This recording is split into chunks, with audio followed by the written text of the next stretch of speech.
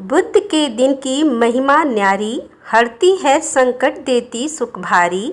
व्रत कथा सुने श्रद्धा से जो नर नारी, उनकी जीवन नैया हो उजियारी। आप सभी को बुद्धदेव की पावन व्रत कथा में हार्दिक स्वागत है। यह कथा जीवन में सुख समृद्धि और बुद्धि का संचार करती है।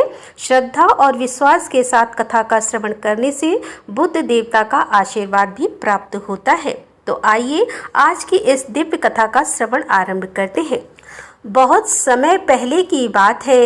एक साहूकार का नया नया विवाह हुआ था। उसकी पत्नी अपने मायके गई हुई थी। नया नया विवाह था, नई नई उमंग थी। साहूकार का परिवार भी कुछ खास बड़ा नहीं था। जो भी रिश्तेदार थे उनके घर बहुत दूर थे। अब साहूकार को अकेलापन खाए जा रहा था। उससे रहा नहीं गया और वह जा पहुंचा अपनी ससुराल। ससुराल में उसकी खूब आवभगत हुई। अगले ही दिन साहूकार ने कह दिया कि विदाई की तैयारी कर लीजिए, हमें निकलना है। अब संयोग बस वह दिन था बुधवार का। सास ससुर ने अपने दामाद को समझाने का प्रयास किया कि बेटा, आज बुधवार का दिन है। इस दिन बेटी की विदाई नहीं करने का रिवाज है। बेटी की विदाई तो क्या, किसी भी शुभ कार्य के लिए यात्रा पर जाना बुधवार के दिन शुभ नहीं माना जाता। लेकिन साहूकार नहीं माना और कहा, मैं इन सब बातों को नहीं मानता, आप हमें जाने का आशीर्वाद दीजिए। जब अपने दामाद के आगे सास ससुर की भला कहाँ चलने वाली थी, मन महसूस कर तैयारी करने पड़ी। बेटी की विदाई कर दी गई। आगे चलते चलते रास्ते में साहूकार की पत्नी को जोर की प्यास लगी। साहूकार जैसे ही पानी लेने के लिए गया और जब पानी लेकर वापस लौटा तो देखा, हैरान रह गया। उसने देखा कि उसकी ही हम सकल कोई व्यक्ति गाड़ी में पत्नी की बगल में बैठा हुआ है। उसकी पत्नी भी एक शक्ल के दो व्यक्तियों को सामने देखकर परेशानी में पड़ गई कि उसका पति कौन सा है। जैसे ही साहूकार ने व्रत के पास बैठे व्यक्ति से पूछा कि वह कौन है, तो पलटकर उसने जवाब दिया कि भैया, मैं तो उस नगर का साहूकार हूँ और अपनी पत्नी को लेकर जा रहा हूँ। तुम बताओ, तुम कौन हो और मेरी पत्नी पर तुम अपना अधिकार क्यों जमा रहे हो। ऐसे बहस करते करते दोनों में विवाद बढ़ गया। विवाद को देखते हुए राज्य के सिपाही वहां पहुंचे और साहूकार को पकड़ लिया। अब सिपाही भी चक्कर में पड़ गए कि दोनों की शकल सूरत तो एक समान है। उन्होंने साहूकार की पत्नी से ही पूछा कि बताओ, इसमें से तुम्हारा पति कौन सा है। अब बेचारी भला वह क्या जवाब देती। तब साहूकार ने हाथ जोड़ लिए और भगवान से विनती की कि हे भगवान, ये आपकी क्या माया है।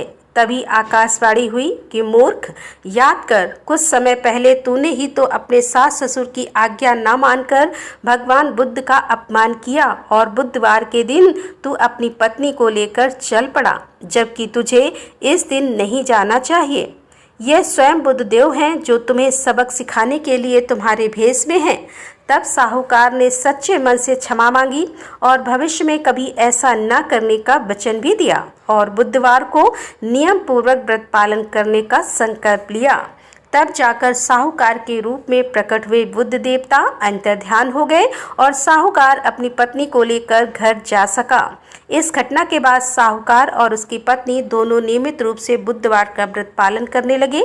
मानता है कि जो भी व्यक्ति इस कथा को कहता है या सुनता है, पढ़ता है, उसे बुधवार के दिन यात्रा करने पर भी कोई दोष नहीं लगता और समस्त सुखों की भी प्राप्ति होती है।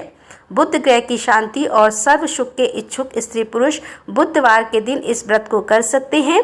ज्ञान, बुद्धि, कार्य, व्यापार आदि में उन्नति के लिए भी बुधवार का व्रत बहुत ही शुभ और फलदायी माना जाता है।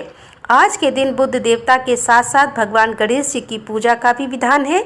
यह थी बुधवार की व्रत कथा। अब सुनिए गणेश भगवान की कहानी, क्योंकि गणेश भगवान की कहानी के बिना हर व्रत कथा अधूरी होती है। एक बार गणेश भगवान एक छोटे से बालक का रूप धरकर चिमटी में चावल और चमचे में दूध लेकर धरती लोक पर आए और वहां आने पर वह एक गांव में गए, जहां वह किसी से कह रहे थे कि कोई मेरी खीर बना दो, कोई मेरी खीर बना दो। एक बूढ़ी माई बैठी हुई थी। उन्होंने कहा, ला मैं बना दूं। अब वह छोटा सा बर्तन चूल्हे पर चढ़ाने लगी। तब गणेश जी ने कहा, दादी माँ छोटी सी भगोनी मत चढ़ाओ, आपके घर में तो सबसे बड़ा वाला बर्तन होना, वही चढ़ा दो। बूढ़ी माई ने बालक का मन रखने के लिए वही किया। वह घर के भीतर गई और घर का सबसे बड़ा भगोना लाकर चूल्हे पर चढ़ा दिया। वह देखती रह गई कि उसमें जो थोड़े से चावल उस बड़े बर्तन में उन्होंने डाले थे वह तो पूरा का पूरा भर गया। अब गणेश जी ने कहा, दादी माँ मैं नहा कर आता हूँ, तब तक खीर तैयार हो जाएगी। खीर तैयार हो गई तो बूढ़ी माई के पोते पोती खीर खाने के लिए रोने लगे। बूढ़ी माई जब भी कुछ बनाती तो बिना गणेश भगवान को भोग लगाए कुछ नहीं खाती, ना ही किसी को खाने देती थी। तब उन्होंने मन ही मन कहा, गणेश जी तेरे भोग लगे। ऐसा कहकर उन्हें चूल्हे में थोड़ी सी खीर डाली और कटोरी भरकर खीर बच्चों को दे दी। बूढ़ी माई की पड़ोसन ऊपर से देख रही थी। बूढ़ी माई ने सोचा, यह तो उस बालक से चुगली कर देगी, तो एक कटोरा भरकर उन्होंने उस पड़ोसन को भी पकड़ा दिया। बूढ़ी माई की बहू ने चुपके से एक कटोरा खीर खाया और कटोरा चक्की के नीचे छुपा दिया। अभी भी गणेश जी नहीं आए थे। बूढ़ी माई को भी भूख लग रही थी, तो उन्होंने भी एक कटोरा खीर का भरकर किवाड़ के पीछे बैठकर एक बार फिर कहा, गणेश जी आपको भूख लगे। ऐसा कहकर भोजन करना शुरू कर दिया और खीर भी खा ली। तब तक गणेश जी आ गए तो बूढ़ी माई ने कहा, अरे गणेश जी खीर खा ले, मैं तो तेरे ही राह देख रही थी। गणेश जी ने कहा, दादी माँ मैंने तो पहले ही खीर खा ली है। बूढ़ी माई ने कहा, खीर खा ली? अरे कब खाई? तब गणेश जी ने कहा, जब तुम्हारे पोते पोती ने खीर खाई तब खाई थी, जब तुम्हारी पड़ोसन ने खाई तब खाई, और जब तुम्हारी बहू ने खाई तब भी मैंने खाई। अब तुमने खाई तो मेरा तो पूरा पेट ही भर गया। बूढ़ी माई ने कहा, बेटा और सारी बात तो सच है, पर वह बेचारी का नाम मत लो, वो तो सुबह से काम में लगी हुई है, फिर भला उसने खीर कब खाई? तब गणेश जी ने कहा, अरे दादी चक्की के नीचे देखो जूठा कटोरा पड़ा है, और तुमने तो मुझे भोग लगाया लेकिन तुम्हारी बहू तो वैसे ही खा गई। बूढ़ी माई ने कहा, अच्छा बेटा घर की बात है, घर में ही रहने दो। अब बताओ तो जरा यह बची हुई खीर का मैं क्या करूं?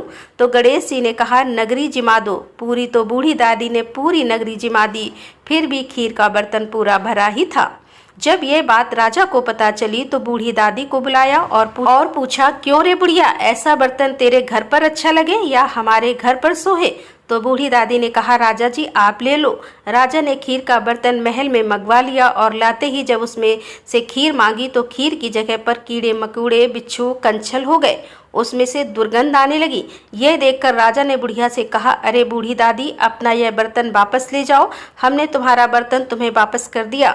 तब बूढ़ी माई ने कहा, महाराज अगर आप देते तो पहले ही कभी देते, यह बर्तन तो मुझे मेरे गणेश जी ने दिया है। ऐसा कहकर बूढ़ी माई ने वह बर्तन वापस ले लिया और के हाथों में लेते ही उस बर्तन की दुर्गंध दूर हो गई, सुगंधित आने लगी। घर आकर बूढ़ी दादी ने गणेश जी से कहा, अब बताओ बची हुई खीर का क्या करें? तब गणेश जी ने कहा, करना क्या है? बूढ़ी दादी झोपड़ी के कोने में गड्ढा खोद कर गाड़ दो, उसी जगह सुबह उठकर वापस खोदोगी तो धन के 2 मटके मिलेंगे। ऐसा कहने के बाद गणेश भगवान वहीं अंतर ध्यान हो गए।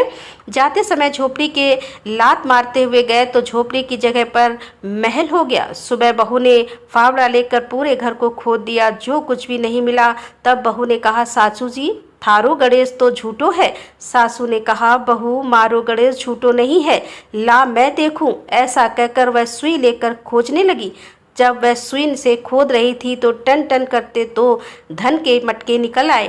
रानी बोली, सासू जी गणेश जी तो साचो ही है। सास ने कहा, अरे बाबरी गणेश जी तो भावनाओं के भूखे हैं। गणेश जी भगवान जैसा आपने बूढ़ी दादी को दिया वैसा सबको देना। विनायक जी की कहानी कहने वाले, हुकारा भरने वाले और आसपास के सुनने वाले सबको देना। बोलो गणपति महाराज की जय।